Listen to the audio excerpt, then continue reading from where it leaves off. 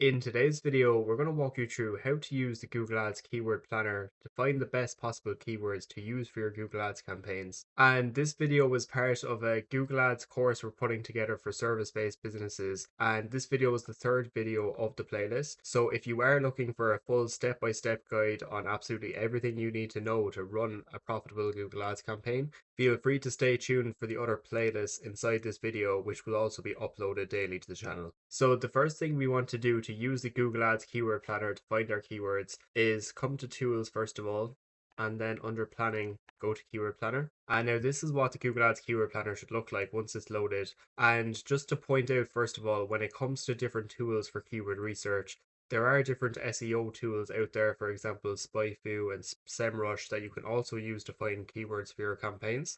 But we've always found Google Ads Keyword Planner to be more than sufficient to do so, because while those other sites use third party data to give you insights on what types of keywords are actually getting searches for what you offer, the keyword suggestions that you get from the Keyword Planner are using first party data from Google itself. And even though it might not be 100% completely accurate, we found it to be all we really need to actually find all the keywords that we need to use for our campaigns. And if you really did want to go the extra mile, you could always install Google Analytics on your website and get real data on what are the main searches that people are actually typing into Google before going to your website. But we've always used Google Ads Keyword Planner to do our initial keyword research and then look into other tools down the line if we really want to add in more keywords as the campaign goes on. And the next video of this Google Ads course is going to walk you through doing the keyword research itself.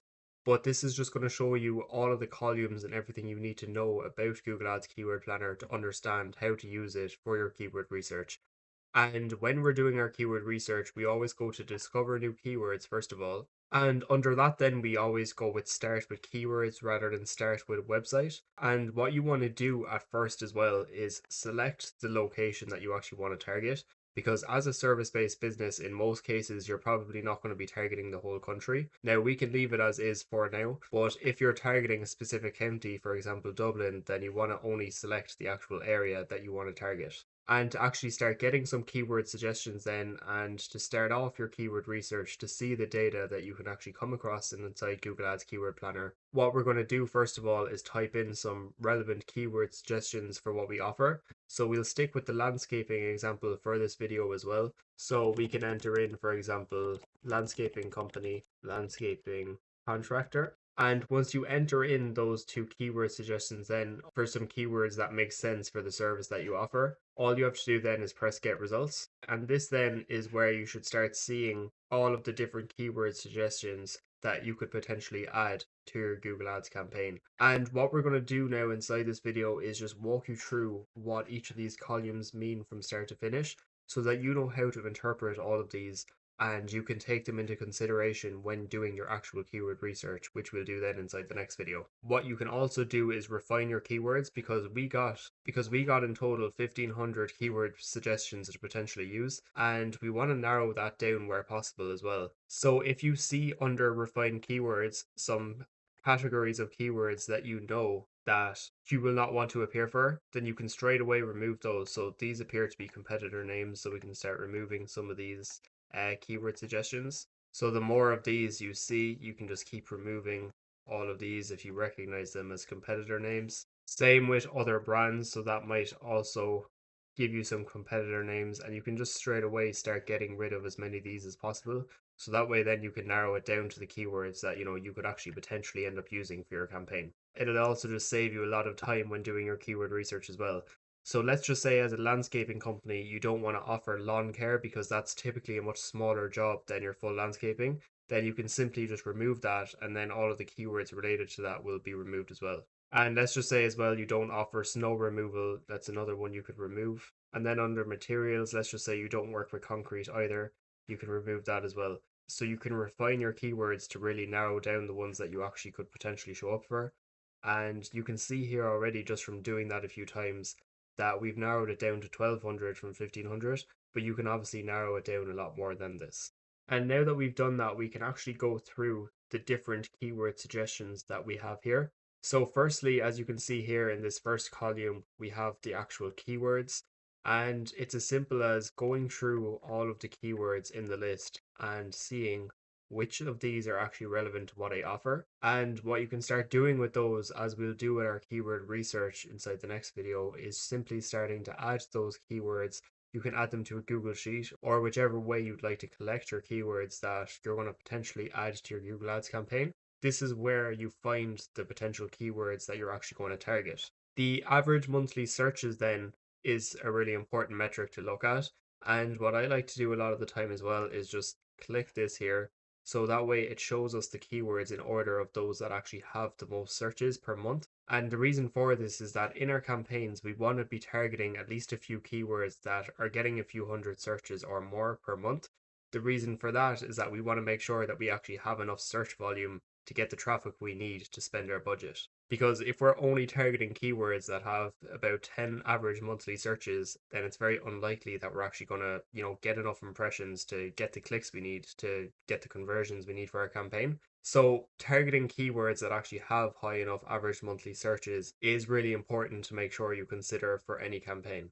Next, then we have our 3 month change and year on year change. So these metrics aren't really as important, but just gives you an idea of if over the last 3 months or a year, is this keyword being searched more or less than it was before? So you see here 0%, that means the search volume is roughly the same over the last 3 months, whereas year on year, that this keyword on average is being searched around 56% more than this time last year. The next tab you want to look at then is your competition tab.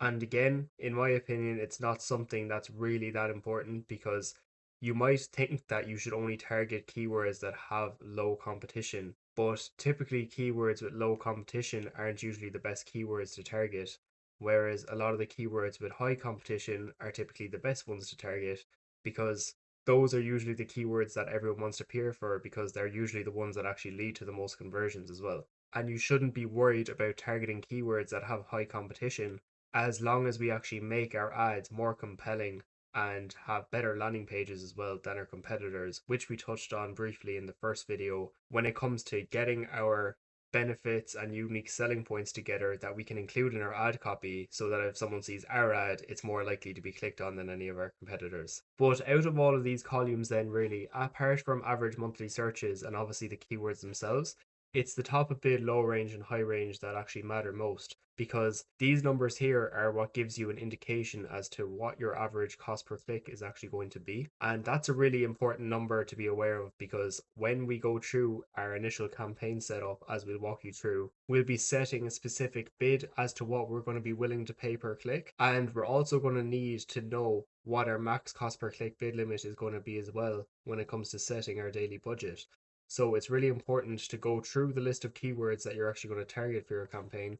You can see here that, on average, the keywords don't seem to go above the €2.50 mark. And we'll get onto the whole bidding strategy section of this course in a separate video. But the one thing to be aware of about that is that you want to just look at the top of bid, low range, and high range of your keywords. And when it comes to getting an idea of what your bid should be, it's generally just looking at the top of bid, high range, and considering to set yourself a bid as close to that high range as possible because that way then you know that you're not going to be struggling for traffic. Because if your bids were set to the low range or even below the low range, then you'd be greatly limiting the amount of impressions that you'd be able to appear for, and you'd have a much lower ad rank because you're simply not just bidding high enough to actually have your ads being shown. And then when it comes to actually collecting the keywords that you want to use for your campaign, what you can do is, if you like, download the whole list as a Google Sheet. And that way then you have the full list of keywords here in a Google Sheet that you can quickly filter through. But what you can also do as well is make a blank Google Sheet and have this page in Google Ads Keyword Planner open alongside it. And then you can copy and paste these keywords that you want to use for your campaign into the Google Sheet. And then once you have your keyword research done, which we'll walk through next, you will have the full list of potential keywords that you want to use for your campaign.